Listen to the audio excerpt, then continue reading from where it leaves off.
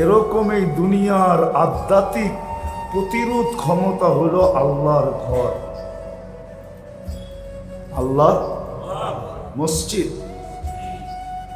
এটা দুনিয়ার আধ্যাত্মিকভাবে দুনিয়ার জন্য প্রতিরোধ শক্তি। শরীরের ভিতরে যেরকম প্রতিরোধ শক্তি, এটা হলো আধ্যাত্মিক। এই জন্যই মসজিদের প্রয়োজন হয়। মসজিদের সাথে সাথে আরেকটা জিনিসেরও প্রয়োজন হয়, যেটা রাসূলুল্লাহ সাল্লাল্লাহু আলাইহি ওয়াসাল্লামকে দ্বারা আল্লাহর রাসূল বুঝাইছেন। আল্লাহ বুঝাইছেন যেটা রাসূলুল্লাহ সাল্লাল্লাহু আলাইহি ওয়াসাল্লামের দ্বারা। এই জন্য এখনো নির্দিষ্ট স্থান আছে। মদিনা মুনাওয়ারায় যখন আল্লাহর রাসূল যান, তো নিজের ঘরটা আগে বানান নাই, আগে কিন্তু মসজিদে নববী তৈরি হয়েছে। আল্লাহ রসুলের ঘর তৈরি হয় নাই। উনি তো আবু আইয়ুব আনসারী রাদিয়াল্লাহু তাআলা আনহুর ঘরে ছিলেন, নিজের ঘর তৈরি করেন নাই, আগে মসজিদে নববী হয়েছে। কেন? এটাই সত্য, ওই এলাকার জন্য আধ্যাত্মিক যে একটা পরিবেশ লাগবে, ওটা আগে তৈরি করছে, মসজিদ আগে বানাইছেন। সাথে সাথে মসজিদের সাথে এখনো চিহ্নিত আছে আসহাবে সুফা যাকে বলে, ওই মাদ্রাসা ওইখানে বানাইছেন। এটাও আধ্যাত্মিক পরিবেশের দুটা শাখা, একটা হলো আল্লাহর ঘর, আর একটা হলো সাথে সাথে ওইখানে কোরআনী মাদ্রাসা। এটা হলো দুটা ডাল বলতে পারেন, দুটা শাখা বলতে পারেন, দুটা ডানা বলতে পারেন। এটা আধ্যাত্মিক পরিবেশ, একটা বাহ্যিক পরিবেশ যেটা আল্লাহ সাজায় দিছে আমাদেরকে।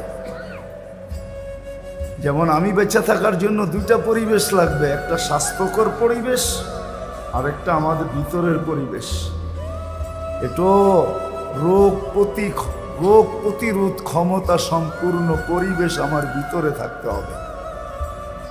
এই দুই পরিবেশের দ্বারা যেরকম আমরা বেঁচে থাকবো, কথাটা সূক্ষ্ম কিন্তু ধ্যান দিয়া শুনলে বুঝে আসবে। তদ্রূপ এই দুনিয়ার বাহ্যিক দুটা পরিবেশ আছে। একটা বাহ্যিক পরিবেশ আমরা দেখতেছি, যেটা আল্লাহ কুদরত দিয়া সাজায় দিয়েছেন।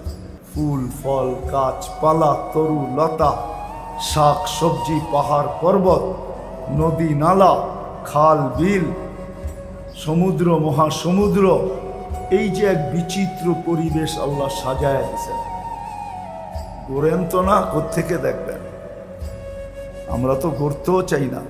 হুকুম তো ছিল সিরু ফিল আরদি, দুনিয়া ঘুরে একটু দেখো।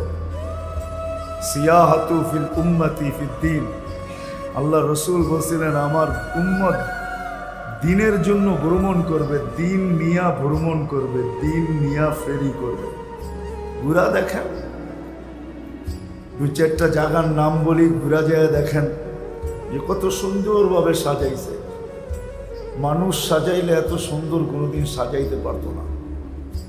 হয়তো উঁচা হইতো, নাইলে নিচা হইতো।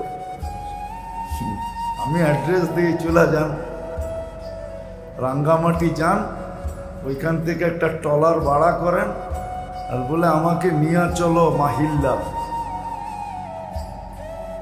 দিনের বেলা যেতে হবে, রাতের বেলা যাওয়া সম্ভব না। তারপর অনেক জায়গায় চেকিং করবে, কাপ্তাই লেকের ভিতরেও যে দেখেন আল্লাহ কত সুন্দর সাজায় রাখছে, যেটা মানুষের দ্বারা সাজানো সম্ভব না। বাহ্যিক পরিবেশ আল্লাহ আমাদেরকে সাজায় দিয়েছেন, কিন্তু এখানে একটা আধ্যাত্মিক পরিবেশের প্রয়োজন। এটারই ইঙ্গিত দিচ্ছেন আল্লাহ, আল্লাহ রসুল। আল্লাহ কোন সৃষ্টি আসেন নাই, মসজিদ পাঠায় দিয়েছেন। বলছেন মসজিদ হলো আধ্যাত্মিক পরিবেশের একটা অংশ। শুধু মসজিদ দেন নাই, তারপরে একটা শব্দ দিছেন, ইন্নামা ইয়ামুরু মাসাজিদ আল্লাহ। মসজিদ দিলাম, এটা তোমাদের আধ্যাত্মিক পরিবেশ। আধ্যাত্মিক পরিবেশ এটা একটা বাহ্যিক পরিবেশে তোমরা সুরক্ষিত হবে, আর একটা আধ্যাত্মিক পরিবেশ দ্বারাও তোমরা সুরক্ষিত হবে। যেমন মরুতে কেউ সুরক্ষিত না, তদ্রূপ বাহ্যিক পরিবেশ হইলেই আমরা সুরক্ষিত না, একটা আধ্যাত্মিক পরিবেশও লাগবে। এই জন্য মসজিদের প্রয়োজন প্রত্যেক মহল্লায় মহল্লায়। এটা আধ্যাত্মিক পরিবেশে।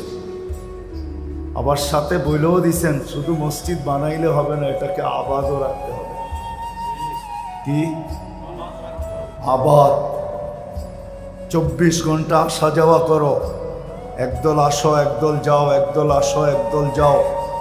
মসজিদকে 24 ঘন্টা আবাদ রাখো। ইন্নামা ইয়ামুরু মাসাজিদ আল্লাহ মান আমানা। যখন তোমরা এরকম আবাদ করবে তখন হাদিস দিয়া বুঝাইছেন